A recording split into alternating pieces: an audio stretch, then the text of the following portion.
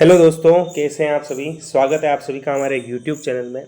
दोस्तों, CET 2024 की तैयारी करने वाले सभी साथियों के लिए क्लास बहुत इम्पोर्टेंट होने वाली है। इस क्लास में हम राजस्थान जीके के कुल 35 प्रश्न देखने वाले हैं, जो कि बहुत इम्पोर्टेंट हैं और आपके एग्ज़ाम में पूछे जाने जैसे हैं। तो दोस्तों, वीडियो को एंड तक देखना और एंड में हमें कमेंट करके ज़रूर बताना कि आपके इन 35 में से कितने क्वेश्चन राइट हुए हैं। और ऐसे ही इंपॉर्टेंट क्वेश्चन आंसर आप आपके एग्ज़ाम तक डेली पाना चाहते हैं तो हमारे चैनल को सब्सक्राइब ज़रूर कर लेना। दोस्तों, आपका पहला क्वेश्चन है, राजस्थान में किस भाग में योद्धे नामक गणतंत्रीय कबीले का शासन रहा। बहुत ही इंपॉर्टेंट क्वेश्चन है दोस्तों। राजस्थान के किस भाग में योद्धे नामक गणतंत्रीय कबीले का शासन रहा। पश्चिमी भाग, दक्षिण भाग, पूर्वी भाग या उत्तरी भाग। जल्दी से आंसर कर दीजिए आप सभी का। क्या होगा इसका राइट आंसर, क्या हो जाएगा। तो इसका राइट आंसर होगा दोस्तों आपका उत्तरी भाग। किस भाग में रहा, उत्तरी भाग में। डी ऑप्शन जिनका भी आ रहा था उन सभी का राइट आंसर होगा। राजस्थान राज्य की अंतर्राष्ट्रीय सीमा की लंबाई है। बहुत ही शानदार क्वेश्चन, एग्जाम में बहुत बार रिपीट हुआ है। अंतर्राष्ट्रीय सीमा दोस्तों, राजस्थान राज्य की अंतर्राष्ट्रीय सीमा किस देश के साथ लगती है, तो आपके पाकिस्तान के साथ लगती है।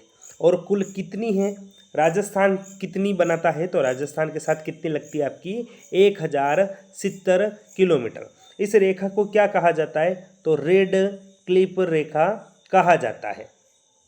अगला क्वेश्चन है आपका, पशु गणना 2019 के अनुसार निम्नलिखित में से कौन सा पशु राजस्थान में सर्वाधिक संख्या में पाला जाता है। एक एक क्वेश्चन बहुत इंपॉर्टेंट है दोस्तों आपके एग्जाम के लिए। सर्वाधिक संख्या में पाले जाने वाला पशु कौन सा हो जाएगा, तो ये है आपका बकरी। कौन सा पाला जाता है, बकरी। सी ऑप्शन आपका इसमें राइट होगा। राजस्थान की नवीनतम वन रिपोर्ट 2021 के अनुसार 2019 के आंकलन की तुलना में 2021 में कुल वनावरण की वृद्धि हुई है। कितनी वृद्धि हुई है प्यारे साथियों, क्या हो जाएगा इसका राइट आंसर। तो कितनी हुई है आपकी 25.45 वर्ग किलोमीटर। सी ऑप्शन आपका इसमें राइट होगा। उत्तर पश्चिम रेलवे का मुख्यालय स्थित है। बहुत ही शानदार शानदार क्वेश्चन है दोस्तों।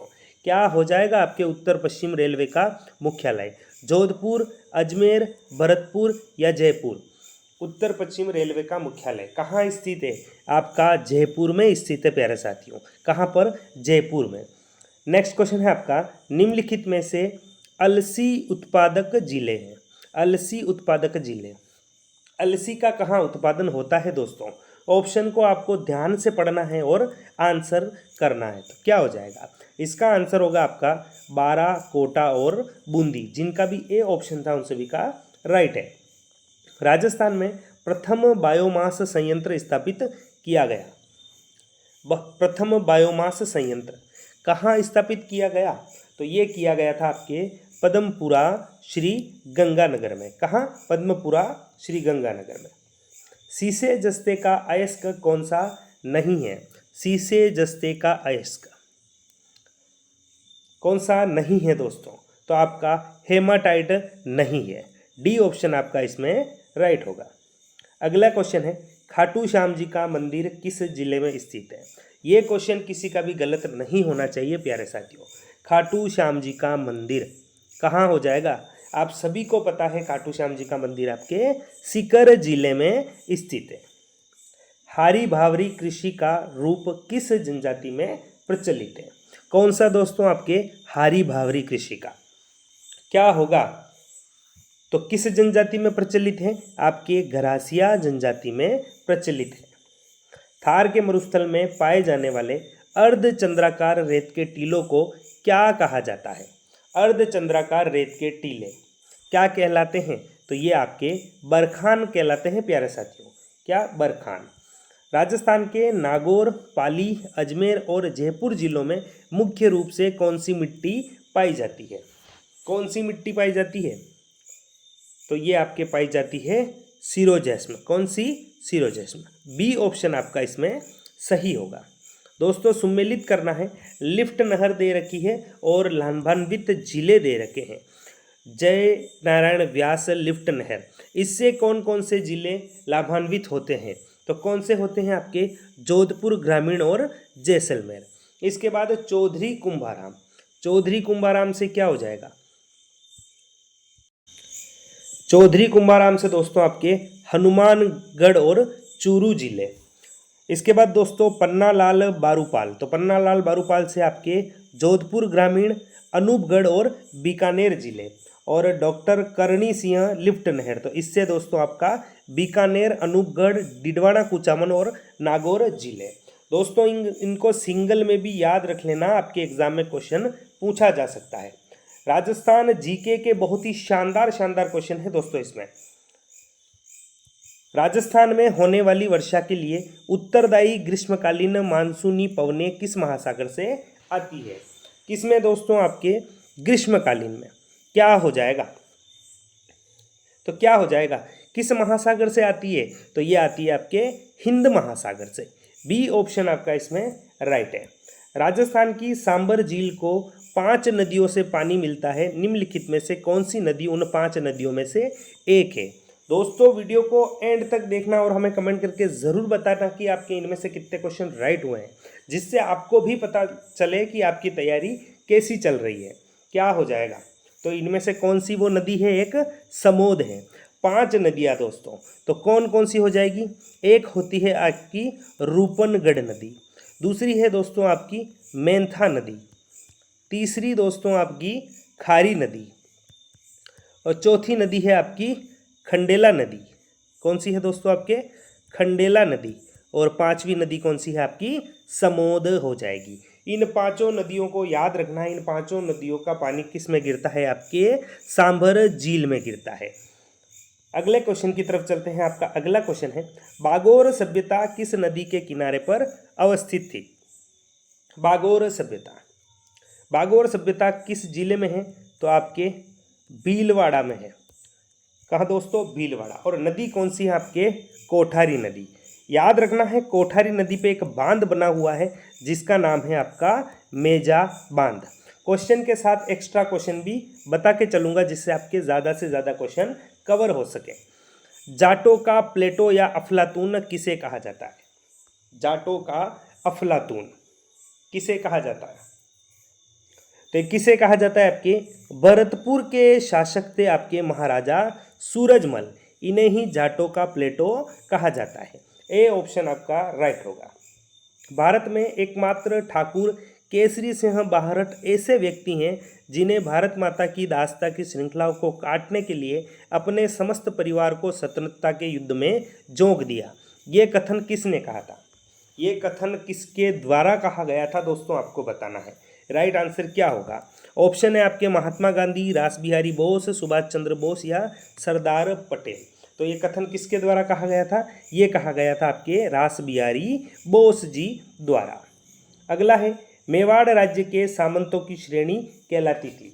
मेवाड़ राज्य के सामंतों की श्रेणी क्या कहलाती थी प्यारे साथियों? तो क्या कहलाती थी? आपके उमराव कहलाती थी। बी ऑप्शन आपका राइट होगा।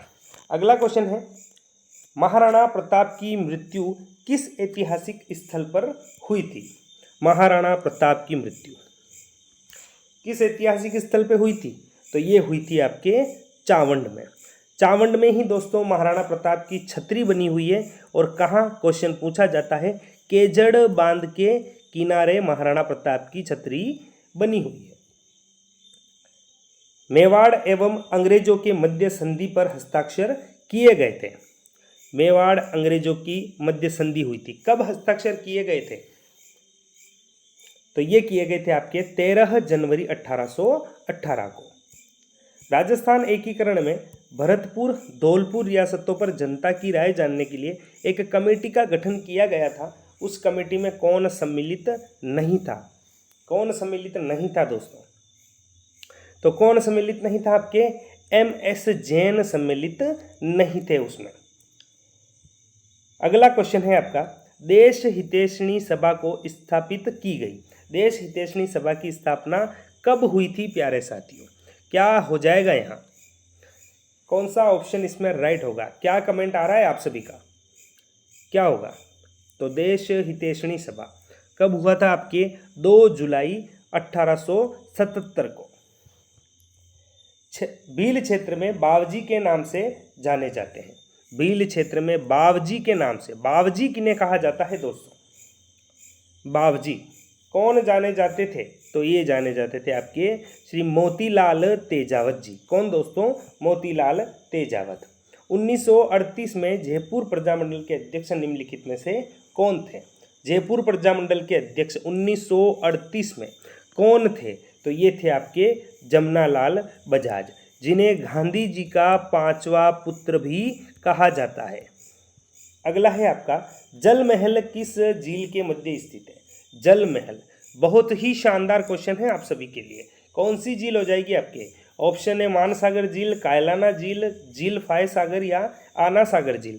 जल महल, जल महल किस झील के मध्य है? तो आपके मानसागर झील के मध्य आपके जल महल स्थित है। राजपूत जीवन संध्या उपन्यास लिखा है। राजपूत जीवन संध्या किसके द्वारा लिखा गया है दोस्तों? आपके राजपूत जीवन संध्या, तो ये लिखा गया आपके रमेश चंद्र दत्त द्वारा। बाण माता कुलदेवी की आराधना होती है। बाण माता कुलदेवी की तो कहाँ होती है? ये होती है आपके मेवाड़ में। मेवाड़ शासकों की कुलदेवी है आपकी बाण माता। निम्नलिखित में से कौन सा लोक नृत्य सुमेलित नहीं है? लोक नृत्य, बम नृत्य दोस्तों भरतपुर दे रखा है, बिल्कुल सही है। इसके बाद दोस्तों ढोल नृत्य झालोर दे रखा है, ये भी सही है। गींदड़ दोस्तों आपके शेखावटी क्षेत्र का नृत्य है। और घेर मेवात दे रखा है, गलत है दोस्तों। घेर आपके कहाँ का है? मेवाड़ का प्रसिद्ध लोक नृत्य है। तो कौन सा आपका सुमेलित नहीं है? इनमें से डी सुमेलित नहीं है। अगला क्वेश्चन है, संत पीपाजी का जन्म स्थान निम्नलिखित में से कौन सा है? संत पीपाजी, संत पीपाजी दोस्तों, तो कौन सा हो जाएगा? ये है दोस्तों आपका गागरोन। गागरोन इनका जन्म स्थान है। वैशाख शुक्ल तृतीया और श्रावण कृष्ण पंचमी को कौन से त्योहार पड़ते हैं? कब दोस्तों? वैशाख शुक्ल तृतीया और श्रावण कृष्ण पंचमी को। क्या हो जाएगा? तो दोस्तों वैशाख शुक्ल तृतीया को आपके आखा तीज मनाई जाती है और श्रावण कृष्ण पंचमी को आपके नाग पंचमी मनाई जाती है। तिथियां आपको याद रखनी है, त्योहार से संबंधित आपके एग्जाम में क्वेश्चन जरूर बनेगा। निम्न में से किसने राजस्थान की बहुरूपिया कला को विदेशों में प्रदर्शित किया? बहुरूपिया कला को विदेशों में प्रसिद्ध करने वाला दोस्तों आपके कौन हो जाएगा? तो ये थे आपके जानकी लाल भांड। कौन थे दोस्तों आपके? जानकी लाल भांड। मेवाड़ चित्र शैली के प्रमुख चित्र रागमाला चित्र किस अजायब घर में सुरक्षित है? क्या हो जाएगा? कौन से अजायब घर में है आपके मेवाड़ चित्र शैली का प्रमुख चित्र रागमाला चित्र? तो कहाँ है ये? आपके दिल्ली के अजायब घर में सुरक्षित है। मादलिया पहना जाता है, बहुत ही शानदार क्वेश्चन, आभूषण से संबंधित क्वेश्चन। मादलिया पहना जाता है, मादलिया कहाँ पहना जाता है? तो मादलिया आपके गले में पहना जाता है। और आपका लास्ट क्वेश्चन है, पिछवाई पेंटिंग और मीनाकारी के लिए प्रसिद्ध नाथद्वारा किस जिले में स्थित है? किसके लिए? पिछवाई पेंटिंग और मीनाकारी के लिए। तो किस जिले में स्थित है? ये स्थित है आपके राजसमंद जिले में।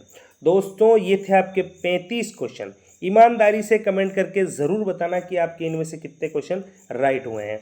और आपके सीईटी एग्ज़ाम के लिए ऐसे ही इम्पोर्टेंट क्वेश्चन आंसर और मॉडल पेपर आप डेली पाना चाहते हैं तो हमारे चैनल को सब्सक्राइब ज़रूर कर लेना। धन्यवाद।